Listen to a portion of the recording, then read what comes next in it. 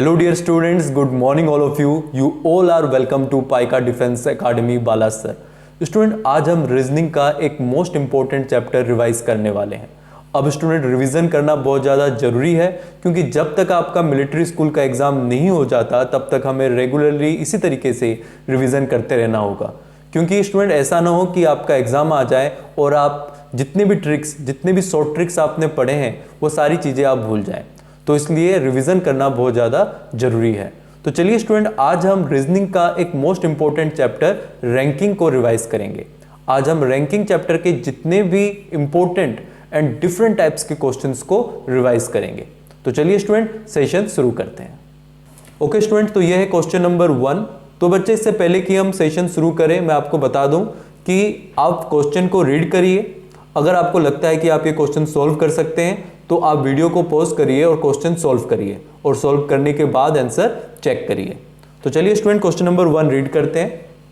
तो student question number 1 में इन्होंने कहा है कि some boys are sitting in a row, P is sitting 14th from the left and Q is 7th from the right. If there are 4 boys between P and Q, how many boys are there in the row? Okay? तो student देखिए इस question को solve कैसे करना है। अब इस तरीके के बहुत से क्वेश्चन हमने सॉल्व किए हुए हैं पहले। तो इन्होंने कहा है बच्चों कि some boys are sitting in a row, P is sitting from the left। तो बच्चे यहाँ पे पहले हम एक लाइन ड्रॉ कर लेते हैं। अब इन्होंने कहा है कि P is sitting 14th from the left। बच्चे देखो इन्होंने कहा है कि जो P है वो 14th नंबर पे है। मतलब अगर मैं लेफ्ट से गिनना स्टार्ट करूं तो लेफ्ट से अगर हम बच्चे गिनने स्टार्ट करें तो P का जो पोजीशन है वो 14th नंबर पे है। तो बच्चे इसका मतलब ये हुआ कि P से पहले 13 बच्चे और बैठे हैं। ओके, अब बच्चों यहाँ पर उन्होंने कहा है कि Q is 7th from the right। तो बच्चे इसका मतलब ये है कि अगर मैं राइट डायरेक्शन से गिनना स्टार्ट करूं, मतलब मतलब पीछे से अगर गिनना स्टार्ट करूं तो यहाँ पे आप देख सकते हो कि जो Q की पोजीशन होगी वो 7th पोजीशन में होगी। तो इसका मतलब ये हुआ कि Q से पीछे 6 लोग और बैठे हैं, है ना। Q के पीछे 6 लोग और बैठे हैं क्योंकि 6 बच्चों को गिनने के बाद 7वें नंबर पे Q का पोजीशन आता है। अब इन्होंने कहा कि there are 4 boys between P and Q। अब इन्होंने कहा है कि P और Q के बीच में अगर 4 बच्चे और बैठे हैं तो बताइए टोटल कितने बॉयज इस रो में बैठे हैं। तो बच्चे कैसे पता चलेगा? तो देखो अभी आप इनको कैलकुलेट करना स्टार्ट करो, इनको प्लस करना स्टार्ट करो। 13 P को मिला के 14, ये 4 लोग और तो 14 + 4 18, फिर ये Q 19 प्लस ये 6 कितना हो गया? 19 + 6 25। तो बच्चे यहाँ पे C जो है ये हमारा आंसर है। ओके, कहने का मतलब ये है बच्चों कि आपको इन सभी को प्लस करना है। तो देखो मैं प्लस करके भी आपको दिखा देता हूँ। पहले 13 बच्चे हैं, फिर P ये एक 1, ये एक बच्चा हो गया, ये 4 बच्चे बैठे हैं, फिर Q ये एक ही बच्चा है तो ये 1 और ये 6। तो टोटल कितने हो गए देखो 7 8 + 4 12 + 3 15 और यहाँ पे 1, तो ये हो गया 25। इसका मतलब ऑप्शन नंबर C जो है ये हमारा करेक्ट है। ओके, तो चलिए बच्चों क्वेश्चन नंबर 2 देखते हैं। Okay, now question number 2, in a queue of children Kashish is 5th from the left and Mona is 6th from the right. When they interchange their places Kashish becomes 13th from the left, what will be the Mona's position from the right. Okay, तो बच्चे question करने से पहले question को समझना बहुत ज़्यादा जरूरी है और रीजनिंग में खासकर जो भी चीज़ें क्वेश्चन में आपको दे रखें पहले आप उन चीज़ों को समझिए, जो चीज़ें दे रखे हैं उनको पहले लिखिए, उसके बाद ही आप क्वेश्चन सॉल्व करिए। तो देखिए बच्चों पहले हम इस क्वेश्चन को अच्छे से समझते हैं। अब यहाँ पे बच्चों इन्होंने कहा है कि इन a queue of children Kashish is 5th from the left. तो बच्चे पहले तो आप एक लाइन ड्रॉ करो। अब यहाँ पे मैं कशिश का नाम लिख देता हूँ। यहाँ पे कशिश बैठा हुआ है। इन्होंने कहा कि कशिश is 5th from the left hand. कशिश का जो पोजीशन है, अगर मैं लेफ्ट पोजीशन से गिनना स्टार्ट करूं तो कशिश का जो पोजीशन है वो 5वें नंबर पे है। इसका मतलब ये हुआ कि कशिश से पहले 4 लोग बैठे हैं। Okay, Mona is 6th from the right.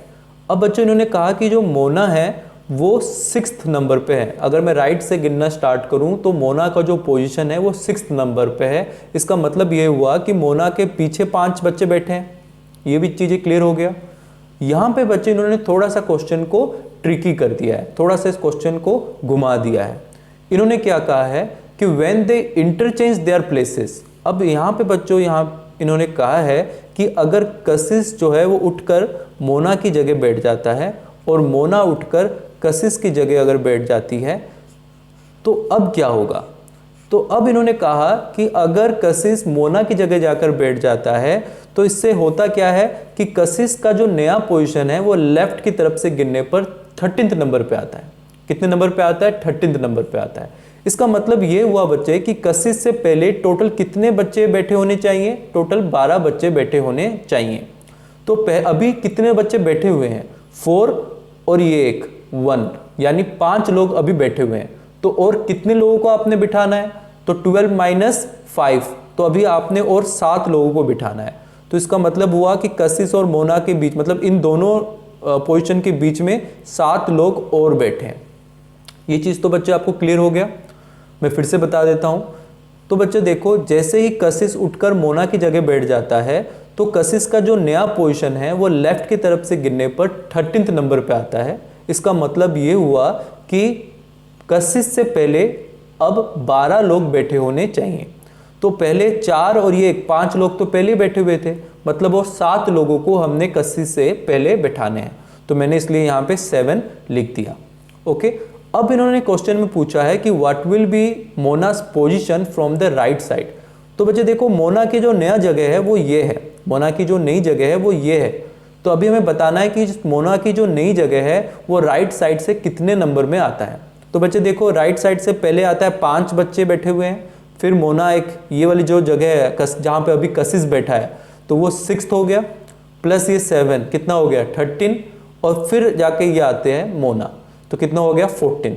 तो मोना अभी कितने नंबर पे बैठी हुई है? 14th नंबर पे। तो ऑप्शन नंबर सी बच्चे ये हमारा करेक्ट है। ओके, अगर आप ऐसे कैलकुलेट नहीं कर पाते हो तो आप प्लस भी कर सकते हो बच्चे। देखो 5, फिर ये जो पोजीशन है जहाँ पे अभी कशिश बैठा है यहाँ पे 1, मतलब कशिश तो एक ही बच्चा है, फिर यहाँ पे 7 बच्चे और बैठे हैं 7, और फिर जाके आती है कौन? मोना। तो मोना की पोजीशन कौन सी है? तो 5 + 6 1, 5 + 1 6 + 7 13 + 1 14। तो मोना की जो नई जगह है वो राइट साइड से 14th नंबर पे है। ओके, क्लियर हो गया बच्चों? तो चलिए क्वेश्चन नंबर 3 देखते हैं। अब बच्चों क्वेश्चन नंबर 3 देखिए। Rohan ranks 7th from the top and 26th from the bottom in a class, how many students are there in the class. तो बच्चे इस तरीके के तो बहुत से क्वेश्चन हमने किए हुए हैं, तो चलिए इसको भी आज हम सॉल्व करते हैं। तो देखो बच्चे, इन्होंने कहा है कि Rohan ranks 7th from the top. तो बच्चे देखो, यहाँ पे उन्होंने कहा है कि रोहन की जो पोजीशन है वो टॉप से, यानी ऊपर से अगर मैं गिनना स्टार्ट करूं तो 7th नंबर पे रोहन आता है। इसका मतलब ये हुआ बच्चे कि रोहन से पहले 6 बच्चे और हैं। ये चीज़ तो आपको क्लियर हो गया होगा। उसके बाद उन्होंने कहा कि नीचे से गिनने पर, अगर मैं नीचे से गिनना स्टार्ट करूं तो रोहन की जो पोजीशन है वो नीचे से 26th नंबर पे आता है। तो इसका मतलब ये हुआ बच्चे कि रोहन के नीचे 25 बच्चे और हैं। यहाँ पे भी आपको क्लियर हो गया होगा। अब इन्होंने पूछा है कि टोटल कितने बच्चे हैं। तो बच्चे देखो, ऊपर 6 बच्चे, फिर एक बच्चा है रोहन, उसके नीचे है 25 बच्चे, तो इसको प्लस कर लो। तो 6 + 1 7 + 5 12, और ऊपर गया 1, तो हो गया 32, यानी टोटल 32 बच्चे हैं, है ना। तो बच्चे बहुत ही इजी क्वेश्चन है, बस दिक्कत यह है कि आपको क्वेश्चन समझ में आ जाना चाहिए, और जो चीज़ें आपको दे रखे हैं उन चीज़ों को आप जल्दी से समझ जाओगे तो जल्दी से आप क्वेश्चन सॉल्व कर लोगे। तो चलिए बच्चों, अब हम क्वेश्चन नंबर 4 देखते हैं। तो बच्चे देखिए question number 4, Rajiv ranks 12th from the top and Krishna ranks 26th from the bottom. If there are 5 students between them, then how many students are there in the class. तो बच्चे ये हमारे सामने क्वेश्चन है। तो बच्चे देखिए, जो चीज़ें हमें दे रखे हैं पहले हम उनको लिखते हैं। Rajiv ranks 12th from the top. Okay, तो पहले हम ऊपर से बनाते हैं। यहाँ पे मैंने राजीव लिख दिया है। ओके, अब इन्होंने कहा कि राजीव की जो पोजीशन है ऊपर से गिनने पर 12th नंबर पे है। इसका मतलब ये हुआ बच्चे कि राजीव से ऊपर 11 बच्चे और बैठे हैं। ये चीज़ तो आपको क्लियर हो गया होगा। उसके बाद उन्होंने कहा कि Krishna ranks 26th from the bottom. नीचे से अगर मैं गिनना स्टार्ट करूं तो इन्होंने कहा है कि कृष्णा, ये और एक बच्चा है, और उसकी जो पोजीशन है वो नीचे से गिनने पर 26th है। इसका मतलब हुआ कि कृष्णा के नीचे 25 बच्चे और बैठे हैं, ये चीज़ भी क्लियर हो गया। यहाँ पर उन्होंने कहा है कि इन दोनों के बीच में 5 बच्चे बैठे हैं, यहाँ पे उन्होंने कहा है कि इन दोनों के बीच में 5 बच्चे बैठे हैं। क्वेश्चन हमारे पास यह है कि टोटल कितने बच्चे हैं क्लास में। तो बच्चे देखो, ऊपर 11 बच्चे बैठे हैं, फिर राजीव 1 है, फिर 5 बच्चे और हैं, फिर कृष्णा 1 और फिर 25 बच्चे और बैठे हैं। तो टोटल कितने बच्चे हो गए, तो 5 + 1 6 + 5 11 12 13, ऊपर गया 1 तो 3 + 1 4, तो टोटल बच्चे 43 स्टूडेंट उस क्लास में हैं। तो ये हो गया बच्चे हमारा आंसर। तो ऑप्शन नंबर बी जो है बच्चों ये आपका हो गया करेक्ट। ओके, तो चलिए बच्चों अब हम क्वेश्चन नंबर 5 देखते हैं। ओके स्टूडेंट्स, तो ये है question number 5। In an English alphabet which letter is 4th to the right of 7th letter from the left. तो बच्चे ये बहुत ही इंपॉर्टेंट क्वेश्चन है और इससे बहुत से सवाल आजकल एग्जाम में पूछे जा रहे हैं। तो बच्चे इसका जो शॉर्ट ट्रिक है वो मैंने आपको पहले बताया हुआ है, मैं फिर से बता देता हूँ। आप इस तरीके के क्वेश्चन को 3 स्टेप्स में कर सकते हैं। सबसे पहला स्टेप बच्चों आप लोगों के पास क्या है, सबसे पहले चीज़ जो आपने देखना है वो देखना है आपने डायरेक्शन। तो बच्चे अगर डायरेक्शन सेम है, अगर डायरेक्शन आपके पास सेम है, ठीक है, सेम डायरेक्शन अगर आपके पास है तो आप क्या करोगे, सब्ट्रैक्शन। तो आप क्या करोगे, सब्ट्रैक्शन। और अगर आपके पास डिफरेंट डायरेक्शन है, सेम डायरेक्शन नहीं है, अगर आपके पास डिफरेंट डायरेक्शन है, क्या है, डिफरेंट डायरेक्शन, तो आप हमेशा क्या करोगे, ऐड करोगे। आप क्या करोगे, हमेशा इसको ऐड करोगे यानी एडिशन करोगे। ओके, सेकंड स्टेप बच्चों आप लोगों ने क्या करना है, देखिए सेकंड स्टेप में बच्चों आपने देखना है कि जो नंबर की पोजीशन आई है वो राइट तरफ से आई है कि लेफ्ट की तरफ से आई है। इसका मतलब यह है कि आपने जो भी अल्फ़ाबेट का जो भी पोजीशन फाइंड आउट किया है वो आपने ये देखना है कि आपने लेफ्ट की तरफ से फाइंड आउट किया है कि राइट की तरफ से। मान लो ई है, ई को अगर आप लेफ्ट की तरफ से गिनोगे तो आप कहोगे सर ये 5th पोजीशन में, बट हो सकता है कि आपको जो पोजीशन है वो लेफ्ट की तरफ से ना देकर वो जेड की तरफ से आपको दे दे, यानी राइट की तरफ से दे दे। तो इसलिए बच्चे हमेशा याद रखना है कि आपने डायरेक्शन जो है वो हमेशा लेफ्ट की तरफ से ही निकालना है। अगर राइट की तरफ से दे रखा है तो उसे आप लेफ्ट की तरफ से डायरेक्शन में फाइंड आउट कर लो। तो इसके लिए बच्चों आपको क्या करना है, अगर डायरेक्शन आपको राइट की तरफ से दे रखा है, अगर डायरेक्शन, मैं यहाँ पे हिंदी में लिख देता हूँ, अगर डायरेक्शन जो है बच्चों, ओके, अगर डायरेक्शन आपको बच्चे राइट डायरेक्शन से दिया हुआ है, राइट मतलब जेड की तरफ से अगर उन्होंने गिनकर आपको किसी नंबर का किसी अल्फ़ाबेट का पोजीशन बताया हुआ है तो आप उस अल्फ़ाबेट की पोजीशन को 27 से माइनस कर दो। आप उस अल्फ़ाबेट की जो पोजीशन है वो 27 से आप माइनस कर दो। ओके, तो बच्चे देखो, जैसे फॉर एग्जांपल अगर आप कहोगे तो जो x की पोजीशन है, जैसे कि मान लो x की पोजीशन है वो राइट की डायरेक्शन से अगर आप देखो तो तीसरे नंबर पे आता है, क्योंकि पहले आता है z, फिर आता है y और फिर आता है x, तीसरे नंबर पे आता है। अगर मैं आपसे पूछूं कि x की डायरेक्शन क्या होगी, x की पोजीशन क्या होगी लेफ्ट की तरफ से, तो आप क्या करोगे, 27 - 3 कर दोगे और यहाँ पे आपके पास आ गया 24। तो इसका मतलब हुआ कि जो लेफ्ट डायरेक्शन से अगर हम x की पोजीशन निकालें तो कितने नंबर पे आएगा, 24। तो इसलिए अगर आपको कभी भी किसी भी अल्फ़ाबेट का पोजीशन राइट की तरफ से दे रखा है तो आप हमेशा उसकी पोजीशन लेफ्ट की तरफ से निकाल लो। अब लेफ्ट की तरफ से निकालने के बाद बच्चों मैंने आपको एक शॉर्ट ट्रिक बताया हुआ है, ये तीसरा है।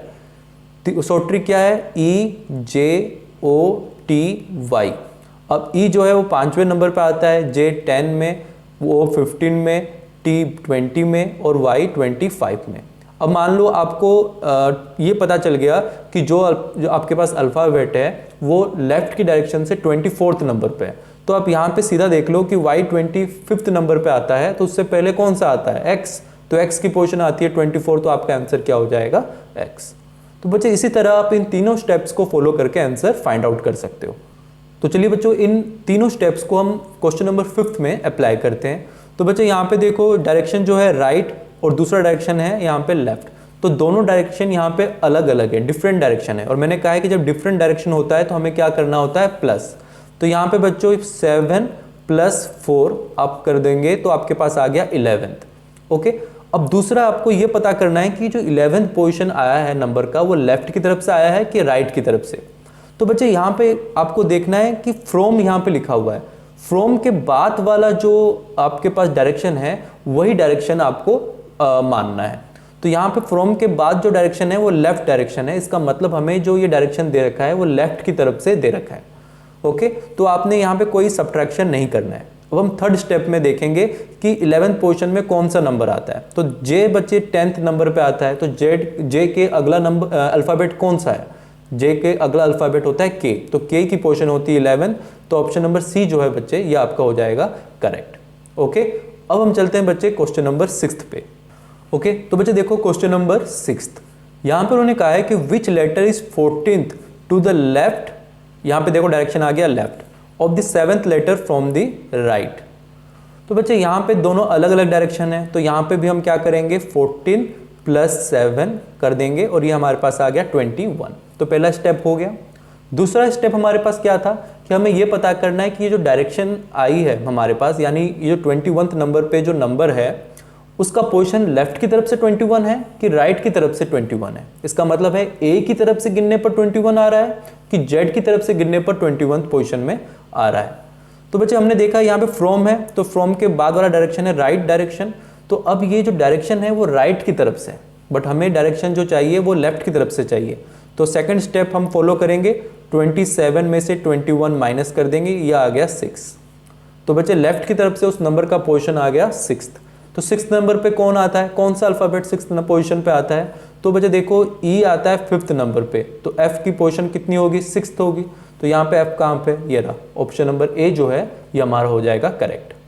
ओके, अब हम चलते हैं बच्चे क्वेश्चन नंबर 7 पे। अब बच्चे देखो क्वेश्चन नंबर 7, यहाँ पर उन्होंने कहा है कि Madhu is 18th from the left and Sandhu is 11th from the right end of the row of 40 children. How many children are there between Madhu and Sandhu. Okay, तो बच्चे अगर आपको ये क्वेश्चन समझ में आ गया है तो आप वीडियो पॉज करके क्वेश्चन को सॉल्व कर सकते हैं और उसके बाद आप अपना आंसर चेक कर सकते हैं। तो चलिए स्टूडेंट इस क्वेश्चन को हम सॉल्व करते हैं। यहाँ पे उन्होंने कहा है कि Madhu is 18th from the left hand. तो बच्चे पहले हम एक लाइन ड्रॉ कर लेते हैं। अब यहाँ पे मैंने मधु को बिठाया, ठीक है। अब इन्होंने कहा कि अगर मैं लेफ्ट की तरफ से बच्चों गिनना स्टार्ट करूँ तो मधु जो है वो 18th पोजिशन में है। इसका मतलब ये हुआ बच्चे कि मधु से पहले 17 बच्चे और बैठे हैं। ओके, उसी तरीके से अगर मैं संधु को यहाँ पे बिठा रहा हूँ तो इन्होंने कहा कि पीछे से गिनने पर संधु जो है वो 11th नंबर पे आता है। तो इसका मतलब ये हुआ कि संधु के पीछे 10 बच्चे और बैठे हैं। यहाँ पे भी हमारा चीज जो है वो क्लियर हो गया। अब बच्चों ध्यान से पढ़ो, इन्होंने कहा है कि टोटल जो है वो 40 बच्चे हैं, टोटल क्लास में 40 स्टूडेंट्स हैं। तो बच्चे देखो अगर 17 बच्चे यहाँ पर बैठे हैं, उसके बाद मधु एक है ना, मधु तो एक ही बच्चा है इसलिए मैंने 1 लिखा। मधु और संधु के बीच में कितने बच्चे हैं वो हमें नहीं पता है। तो संधु यहाँ पे बच्चे एक है और उस संधु के पीछे 10 बच्चे बैठे हैं। तो टोटल कितने बच्चों को हमने बिठा लिया, तो 8 9 29 बच्चों को बच्चे हमने बैठा लिया है। टोटल कितने बच्चे थे 40। तो कितने बच्चे और रह गए, तो हम लोग क्या करेंगे 40 - 29। तो कितना आया देखो बच्चे 10 - 9 1 3 2 1, यानी 11 बच्चे और हमारे पास रह गए जो कि मधु और संधु के बीच में बैठेंगे। तो इसका मतलब ऑप्शन नंबर डी जो है बच्चे ये हमारा क्या हो गया करेक्ट। ओके, होप आपको समझ में आ गया होगा। तो चलिए बच्चों नेक्स्ट क्वेश्चन देखते हैं। Okay student, now question number 8 और बच्चे ये हमारा आज का आखिरी क्वेश्चन है। आप कह सकते हो कि रैंकिंग चैप्टर का ये एक आखिरी टाइप है। तो देखिए बच्चों, which letter is 4th to the right of the 7th letter to the right. तो बच्चे ये भी अल्फाबेट के ऊपर ही है। तो देखो इसको भी कैसे करेंगे हम लोग। सबसे पहले यहाँ पे भी राइट है और यहाँ पे भी राइट है, दोनों सेम डायरेक्शन है, और जब दोनों सेम डायरेक्शन में होते हैं तो हमें क्या करना होता है सब्ट्रैक्शन। तो 7 - 4 मैंने कर दिया और कितना आ गया 3। तो ये हमारा पहला स्टेप तो हो गया। अब ये जो अल्फ़ाबेट का पोजीशन आया है तीसरा, ये लेफ्ट की तरफ से आया है कि राइट की तरफ से। अब बच्चे देखो यहाँ पे दोनों डायरेक्शन राइट राइट है, इसका मतलब ये जो पोजीशन आया है वो राइट की तरफ से आया है। तो पहले हम लेफ्ट की तरफ से कितना नंबर पे होगा वो पहले फाइंड आउट करेंगे। तो 27 में से मैंने 3 माइनस कर लिया, तो यहाँ पे देखो 24 आ गया। तो यानी जो भी अल्फ़ाबेट है वो 24th पोजीशन में है लेफ्ट की तरफ से। तो बच्चे लेफ्ट की तरफ से 24th में कौन है ये हम कैसे पता करेंगे, हम लोग EJOTY इसको याद रखेंगे। ये 5वें नंबर पे आता है, ये 10 नंबर पे, ये 15, ये 20 और ये 25। ओके, तो बच्चे देखो हमें चाहिए 24th नंबर पे कौन है, तो Y 25th में, तो उससे पहले कौन आता है X, तो X आता है 24th पोजीशन में। तो ऑप्शन नंबर बी जो है बच्चे ये हमारा हो गया करेक्ट। ओके स्टूडेंट्स, तो आज हमने टोटल 8 डिफरेंट टाइप्स के क्वेश्चन जो कि रैंकिंग चैप्टर से पूछे जाते हैं उनको हमने आज रिवाइज कर लिया है। और अगर आपको रैंकिंग चैप्टर से कोई भी डाउट हो या कोई भी क्वेश्चन पूछना हो तो आप कमेंट बॉक्स पर अपना कमेंट लिख सकते हैं। तो बच्चे अगले सेशन में मिलते हैं एक नए वीडियो के साथ और एक नए चैप्टर को हम रिवाइज करते हैं। तब तक के लिए बच्चों thank you and have a nice day.